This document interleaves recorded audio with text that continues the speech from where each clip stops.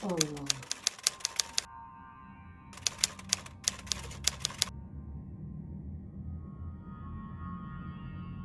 Assalamualaikum warahmatullahi wabarakatuh. Assalamualaikum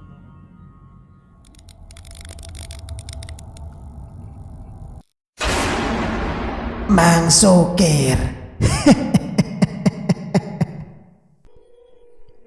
A'udzubillahiminasyaitonirrajim. Bismillahirrahmanirrahim. Assalamualaikum warahmatullahi wabarakatuh. Kembali lagi bersama Mang Sukir. Untuk cerita kali ini masih melanjutkan cerita yang sebelumnya, melepas keperawanan di Telaga Bahandang. Cerita ini ditulis oleh Elyasmin Rumi. Bagi teman-teman yang ingin membacanya secara langsung, bisa langsung kunjungi link yang saya sudah sertakan ada di deskripsi.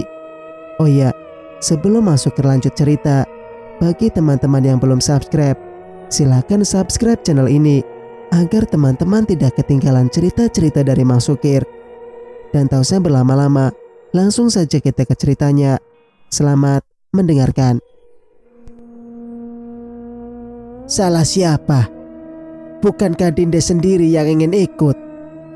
Raka Balu menggeleng kembali melangkah sembari memanggul kayu di pundaknya. Sesampainya di gubuk, ranting-ranting kering Raka Balu tumpuk di sisa bara-bara menyulut api hingga membesar. Kalawa sigap mengambil air dari Telaga Bahandang. Terik matahari memantul di permukaan telaga serupa pancaran kristal memepeh bak cermin memantulkan kilau permata. Di tepi telaga, Kalawa mengisi seperiuk air. Namun aneh, tiba-tiba air telaga kemerahan itu meriak. Dan lebih aneh lagi meriak di sekitaran Kalawa mengambil air saja. Semerbak aroma harum menguar dari segala penjuru setelah air telaga meriak.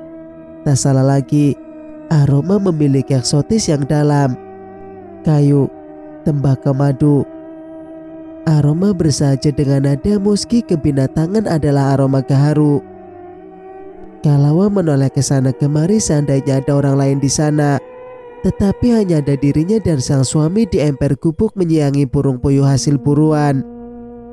Kalawa bergidik tak ambil pusing. Bisa saja aroma itu berasal dari pohon gaharu sendiri yang ada di dalam hutan. Sejenak tenang, air telaga kembali meriak jadi mengherankan Kalawa. Air itu seolah berbisik meminta Kalawa untuk berendam di sana. Tak lama kabut tipis turun mengelilingi Kalawa serupa partisi melindungi Kalawa. Tidak menaruh duga yang aneh-aneh, Kalawa pun menanggalkan kain cual yang menutupi tubuhnya. Sementara kabut tipis itu melindunginya sampai mencelupkan diri dalam telaga. Wangi ini. Saat itu, barulah Kalawa tersadar bila aroma wangi gaharu berasal dari dalam telaga. Sejuk menghantarkan sampai ke jalur nadi. Wangi itu amat menenangkan membuat Kalawa tak ingat waktu asik berendam. Sang istri yang tak kunjung kembali menita kecemasan dalam hati Raka Balu. Mata tajamnya sejauh memandang ke telaga yang berkabut, lalu mendongak ke langit. Cuaca sedang terik. Kenapa di telaga berkabut? Di mana Dinda? Raka Balu bergegas meraih mandaunya berjalan cepat menuju telaga. Satu tangannya mengibas-ibaskan menghalau kabut tipis itu. Setelah mendekat barulah dilihatnya Kalawa sedang duduk bersandar sambil memejamkan mata, menikmati ketenangan telaga itu. Pantas tidak kembali. Rupanya merendam diri. Kalawa tersentak, lekas membuka mata. Tahu-tahu Raka Balu menanggalkan pakaiannya ikut berendam di depan Kalawa membuat istrinya itu jadi bersemu. Kenapa Kanda berendam juga? Nada bicara itu sedikit protes bercampur merajuk. Kapan lagi kita punya waktu seperti ini, Dinda? Mandi di istana berdua tidak akan senikmat ini. Kalawa tersenyum membenarkan sahutan Raka Balu. Keduanya memejamkan mata menikmati acara berendam itu. Tiba-tiba Kalawa merajuk. Kanda, jangan menyentuh lutut Dinda. Kenapa semakin mendekat? Raka Balu terperangah membuka mata. "Kanda tidak berpindah, Dinda," belanya. Memang benar, tak sedikit pun Raka Balu berisut dari duduknya. Justru telaga itu yang seolah menyempit. "Sudahi berendamnya, Dinda. 3 burung puyuh sudah menunggu untuk dipanggang." Dalam hati Kalawa bergumam lega, karena Raka Balu tidak menginginkan lebih setelah berendam bersama. Padahal tubuh mereka sudah semenyatu itu. Kalawa salah menduga, Raka Balu bukan tidak ingin menjamahnya untuk yang kedua kali, tapi sadar tidak ingin membuat Kalawa lagi-lagi meringis perih setelah percintaan pertama mereka yang baru dilakukan sore kemarin. Keduanya kembali berpakaian. Kalawa merasa lebih segar dari sebelumnya, sementara Raka Balu merasa tenaganya terisi penuh. Kalawa masih berdiri membelakangi Raka Balu membenahi kain cual yang sudah terpasang di tubuhnya.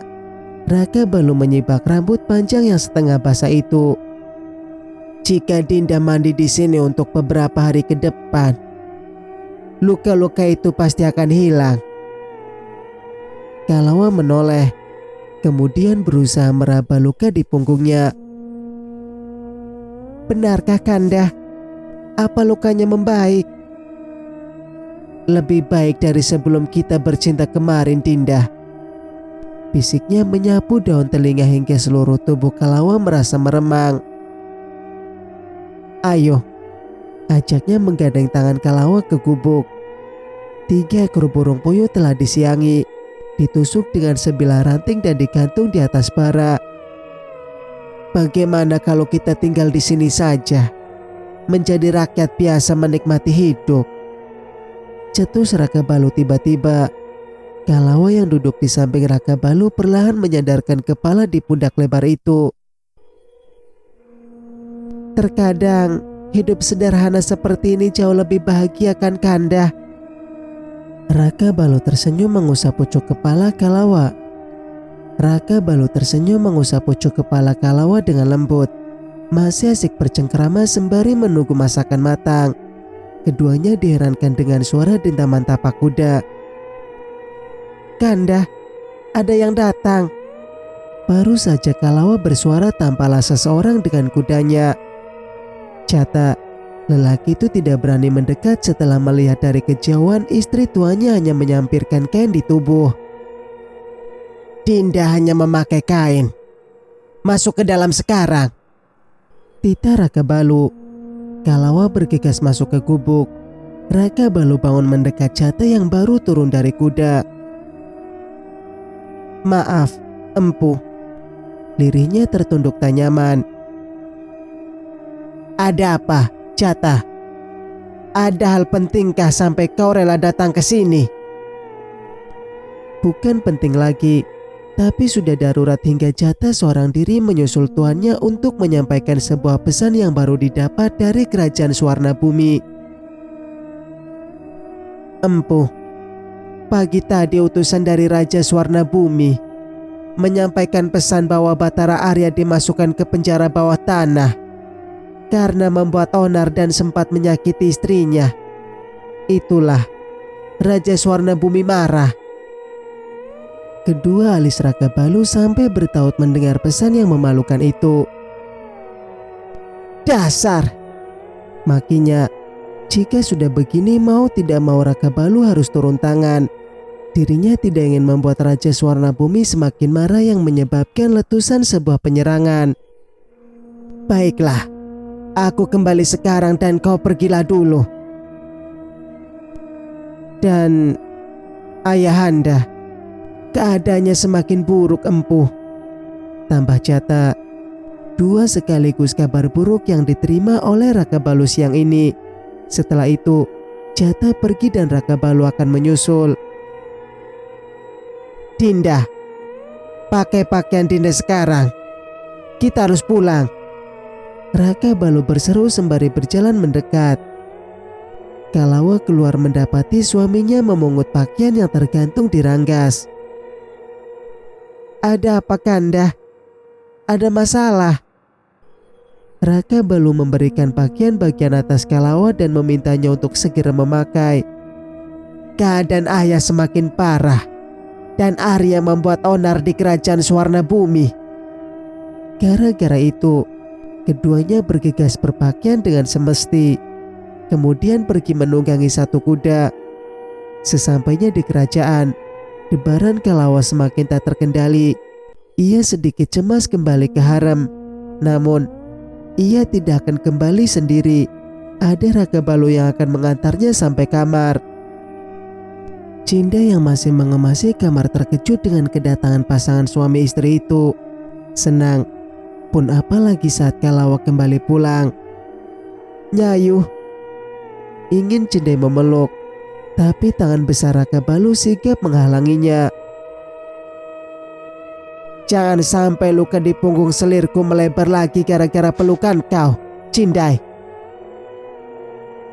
Gadis itu jadi tak enak hati. "Dinda, jangan keluar kamar untuk saat ini. Kalau ada yang membawa makanan dari luar, suruh Dayang mencicipinya. Dan kalau ada burung punai yang bertengger dekat jendela, segera tutup. Istirahatlah sekarang." Satu kecupan mendarat di kening Kalawa. Kalawa yang diperlakukan lembut, malah Cinda yang terbawa perasaan sampai tersenyum-senyum sendiri melihat perhatian Tuan kepada selirnya. "Berhenti tersenyum seperti itu, Cindai. Kau membuatku ikut malu." Rasa kasmaran itu jadi menular kepada Cindai dan dayang-dayang lain yang menyaksikan adegan romantis itu. Raka Balu akan ke Balariung sekarang melihat keadaan ayah yang katanya semakin parah. Namun sebelum itu, ia harus mengajari Danum tata cara berperilaku yang baik sebagai seorang permaisuri. "Kanda." Baru saja Raka Balu akan mendatangi kamar permaisuri, tapi permaisurinya itu tiba-tiba berseru dari arah belakang. Danum menghampiri dengan gusar.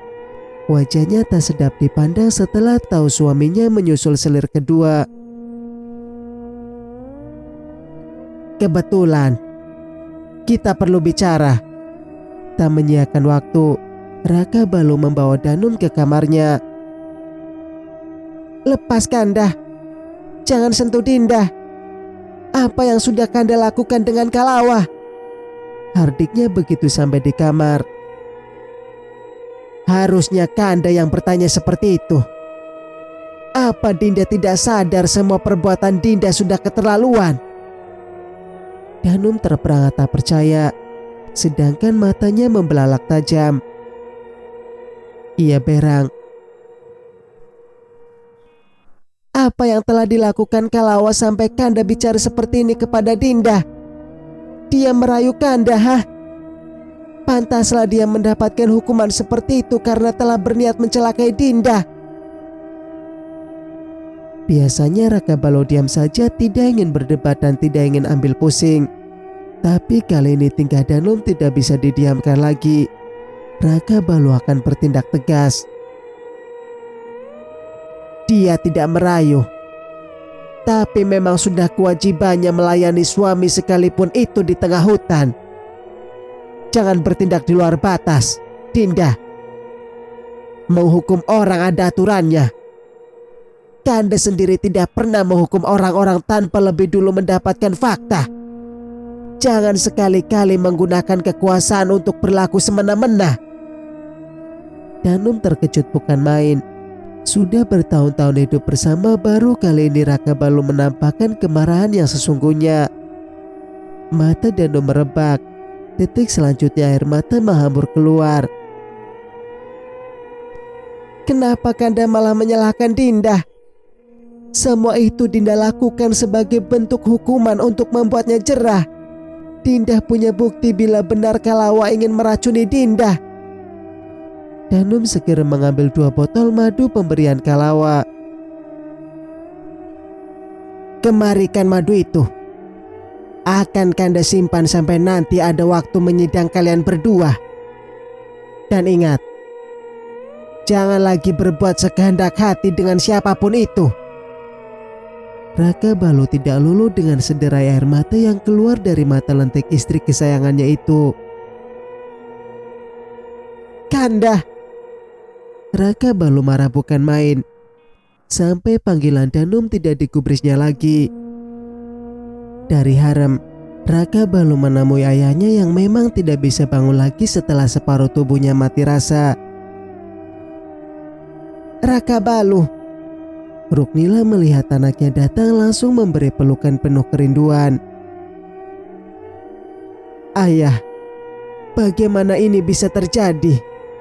Raja Kelayang Tanjung menggeleng tanda tidak tahu sebab akibat dirinya dihinggapi penyakit seperti ini. "Bomoh, kenapa obat yang kau berikan sama sekali tidak mengurangi penyakit ayahku? Kau becus atau tidak merawat ayahku?" Begitulah bila Raka Balu sudah marah tidak pandang bulu. Padahal lebih adalah mertuanya sendiri. "Kau ditunjuk jadi ketua pengobatan karena kepiawaianmu mengobati orang. Tapi kenapa dengan ayahku kau tidak berkutik?" Labi harus menelan pil pahit dan rela jadi bulan-bulanan kekesalan menantunya. "Raka Balu, sabarlah." Ruknila menengahi agar jangan sampai anaknya itu semakin marah. "Carikan saja bomoh yang lain bila tidak sanggup." Setelah itu, Labi keluar diikuti yang lainnya setelah diminta oleh Raka Balu. Di kamar itu tinggallah ia berdua dengan sang ayah, mulai berbincang ringan setelah sekian lama sibuk dengan urusan masing-masing. "Raka Balu, tolong bawa adikmu kembali. Dengan menyakiti Jingga, berarti menyakiti Raja Swarna Bumi juga. Meski Arya bersalah, ayah tidak tega melihatnya jadi tahanan di sana. Aku akan membawanya pulang, ayah." Raka Balu berjanji membawa Arya pulang jangan sampai kemelut di sana membuat kondisi ayahnya semakin terpuruk. Hari ini, Raka Balu benar-benar jadi kawan kelakar ayahnya. Sampai petang menjelang barulah kembali ke kediamannya. Di saat seperti itu, semua masalah membaur jadi satu mengaduk riuh kepalanya sampai sakit luar biasa. "Jika begini, aku harus kembali ke Telaga Bahandang untuk menenangkan diri," gumamnya Asal. Gara-gara menyusul Kalawa sampai Raka Balu ketagihan untuk berendam di Telaga Bahandang. Tapi bukan bersama Kalawa atau siapapun. Ia ingin sendiri menjamu sepi. Sementara selirnya itu pulang diam-diam tanpa pemberitahuan. Ia rindu terhadap ayah dan ibunya. Di rumah, ibu sedang memasak. Sedangkan ayah berkutat dengan beberapa herbal kering juga buku pengobatan kuno. "Ayah, apa yang sedang ayah lakukan?" "Hanya sedang meracik obat saja." Labi sengaja tidak memberitahu anaknya jika ia sedang berusaha menemukan ramuan manjur untuk Raja Kelayang Tanjung. Kalawa meraih tanaman kering itu mengendus baunya yang bermacam-macam. Ia pun teringat dengan malam itu, di saat Raka Balu memberikan rebusan daun kelor kepadanya. Oleh sebab itu, Kalawa hendak bertanya pada ayahnya guna rebusan daun kelor. "Ayah, ayah pasti tahu guna rebusan daun kelor itu untuk apa." "Daun kelor kaya manfaat. Macam-macam kegunaannya untuk kesehatan tubuh. Daun kelor pun dipercaya juga sebagai tanaman yang bisa mencegah kehamilan." Kalimat terakhir membuat Kalawa terdiam tanpa aba-aba. "Benarkah untuk mencegah kehamilan, ayah?" Kalawa bertanya sekali lagi untuk memastikan, dan dijawab tanpa ragu oleh ayahnya. Seketika Kalawa tercekat. Pantas saja Raka Balu memberikan rebusan daun itu setelah menggagahinya kemarin. Kalawa tidak bisa diam saja dalam dugaan. Bergegas kaki melangkah menuju kediaman sang pewaris kerajaan. Jata terkejut dengan kedatangan Kalawa malam ini. Sebab itu Kalawa bukan Danum atau Amala yang sudah terbiasa keluar masuk ke kediaman Raka Balu. "Jatah, apa Mpu di dalam?" tanya Kalawa. "Iya, ada Nyayu."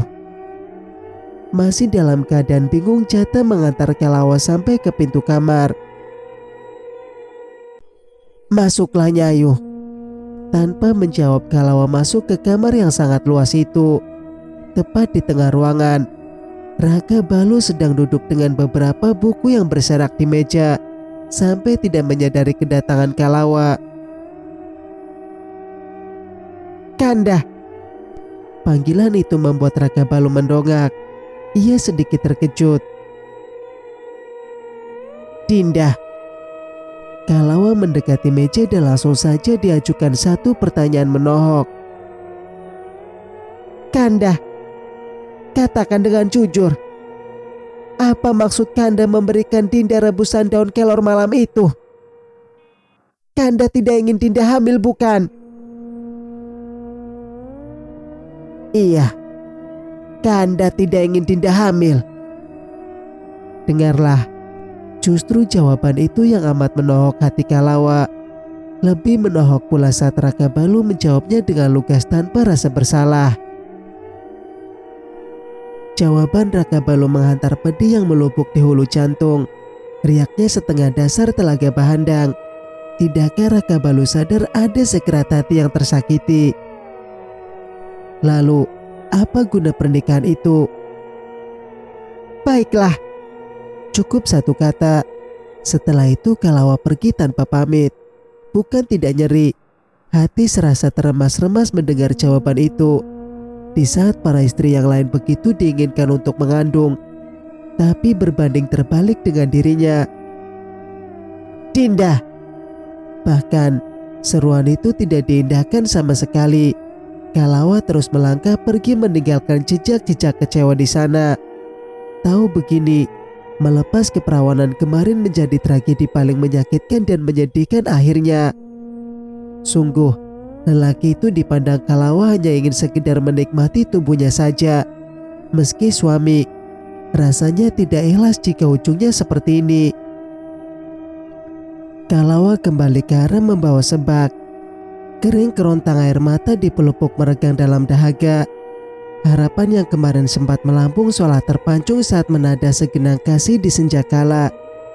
Harap pun berderak-detak dalam retak saat segenggam cinta meranggas hingga helaian pahit-pahit tanggal berserak.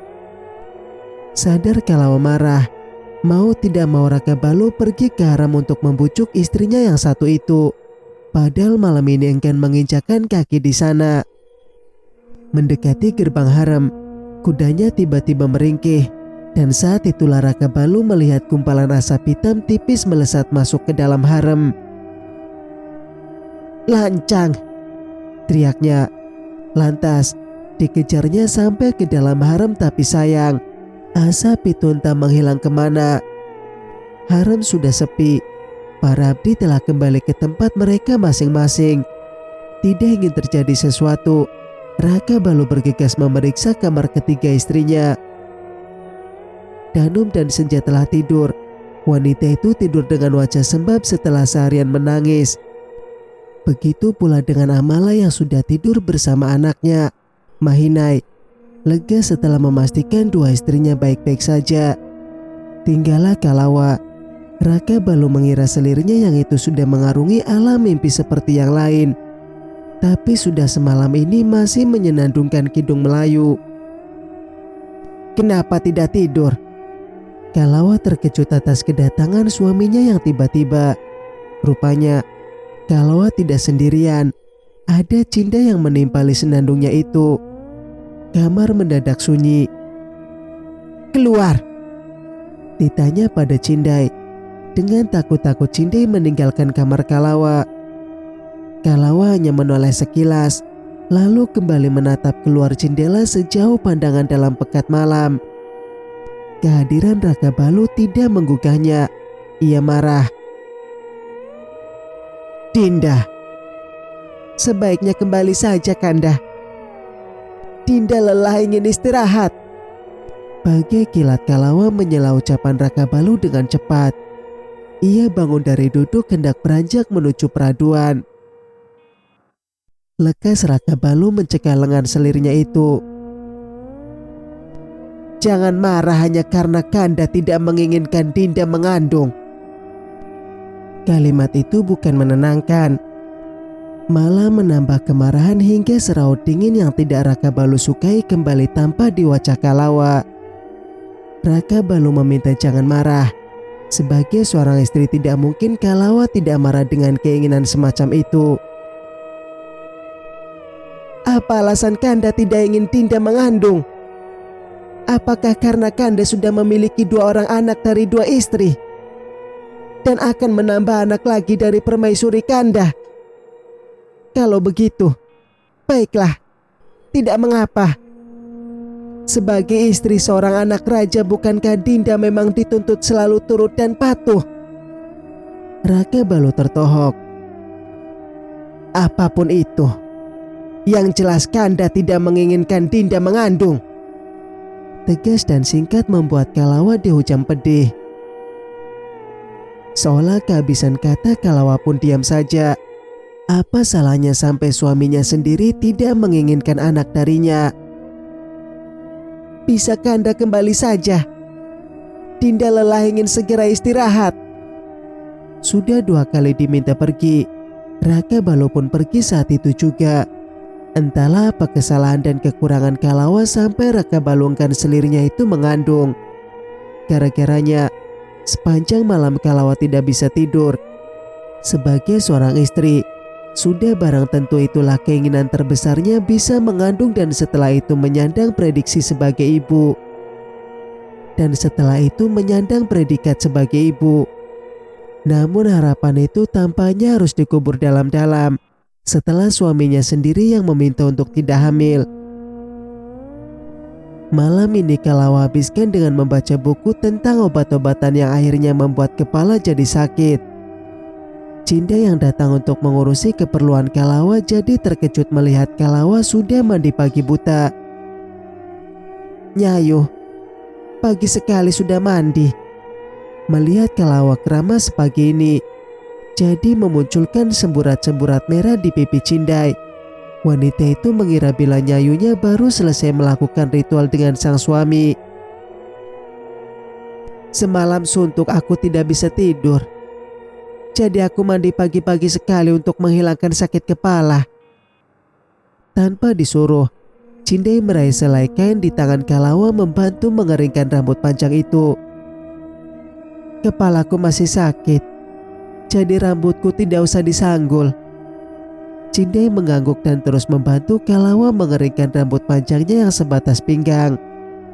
Cindai celengak-celinguk memperhatikan kamar itu yang tampaknya hanya dihuni oleh Kalawa seorang. Bukankah di malam yang sudah larut Raka Balu datang?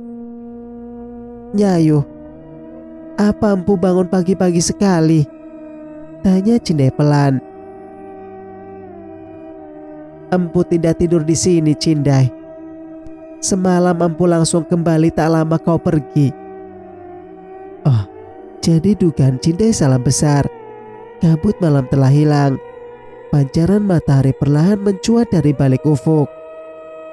Baru selesai Kalawa membenahi pakaiannya yang baru saja ingin pergi menemui orang tua, Raka Balu sudah lebih dulu datang. "Semalam yang lain sudah tidur dan Dinda belum tidur. Pagi ini yang lain belum bangun, tapi Dinda sudah bangun." Kalawa menoleh sekilas, lalu kembali fokus membenahi kanawira, tali yang diselempangkan di antara buah dada. Kalawa diam saja dan diamnya Kalawa membuat Raka Balu tidak tahan.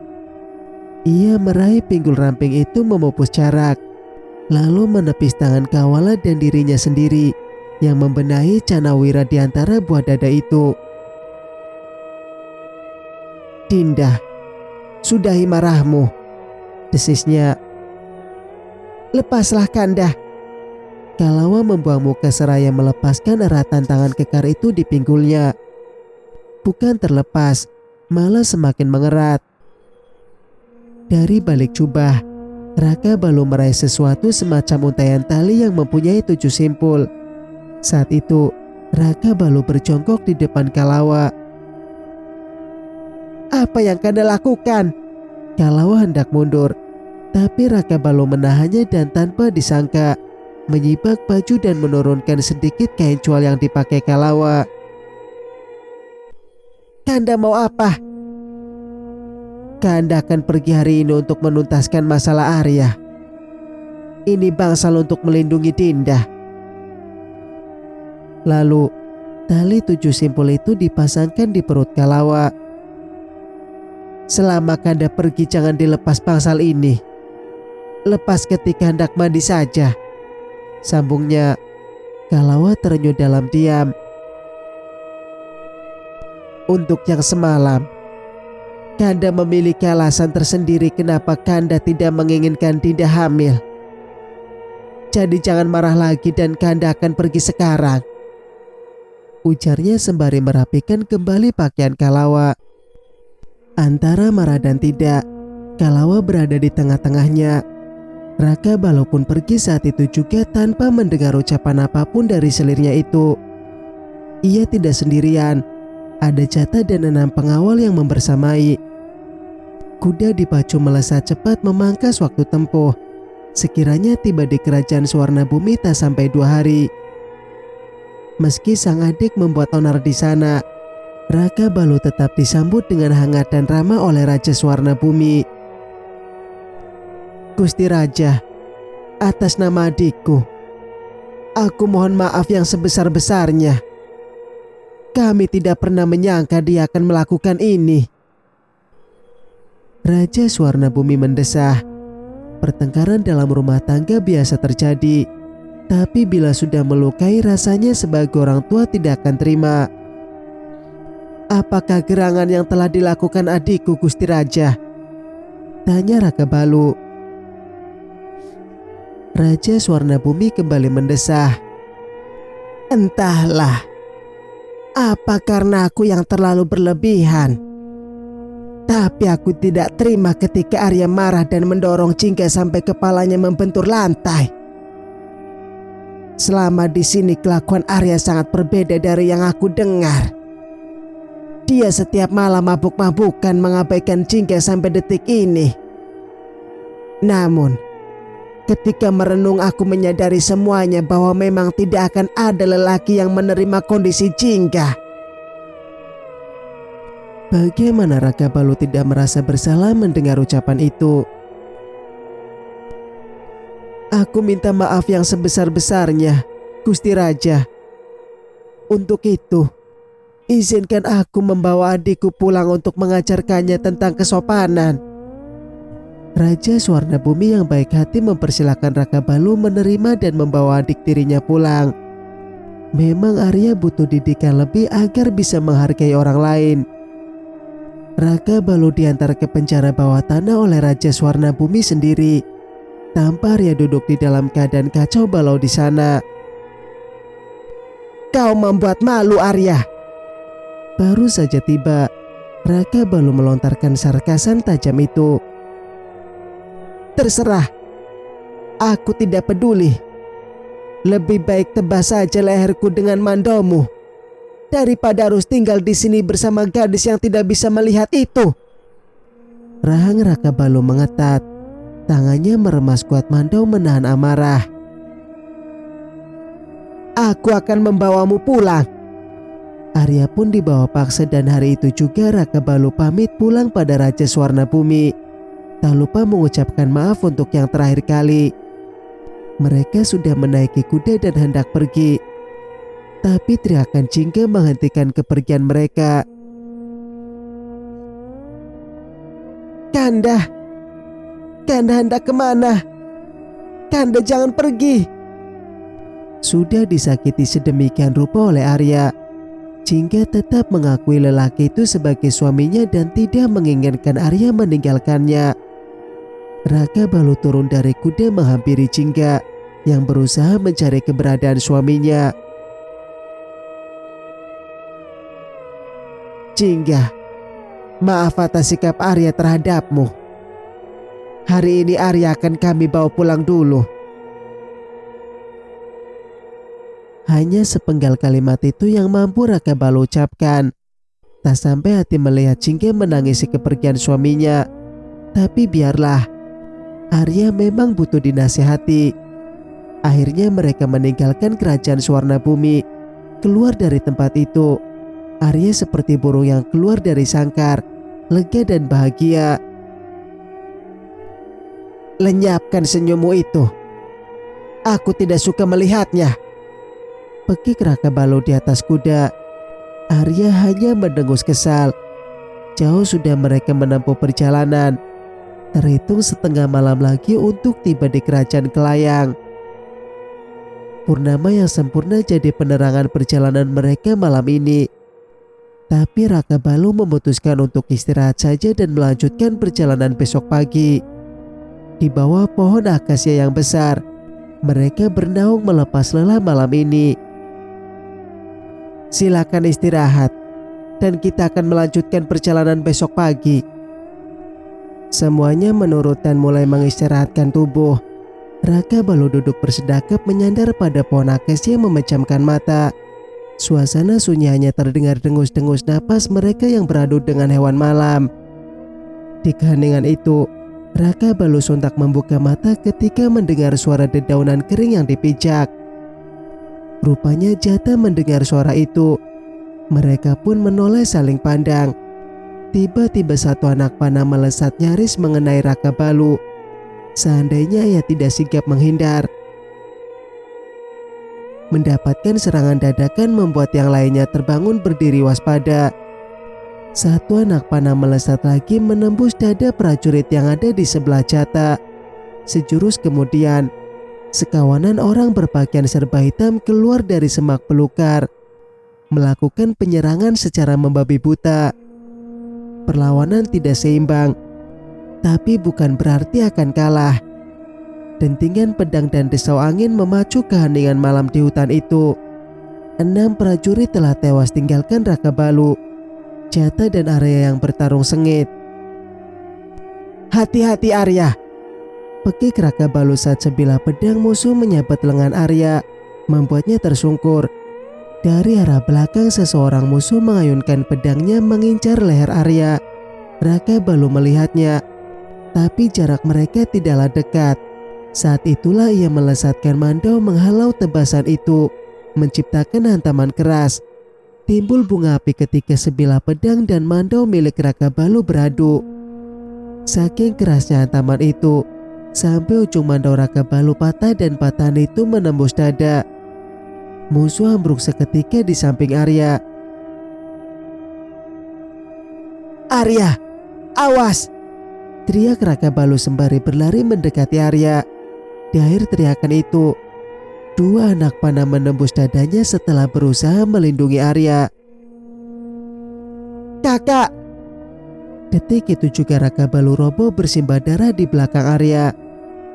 Tahu Raka Balu terkena panah, para musuh menyudahi serangan mereka dan pergi secepatnya. Di saat yang bersamaan Kalawa hendak mengganti pakaian sebelum tidur. Ketika membuka baju, tiba-tiba bangsal yang dipasang oleh Raka Balu terlepas begitu saja dan jatuh di lantai. Tiba-tiba pula perasaan Kalawa menjadi tidak nyaman.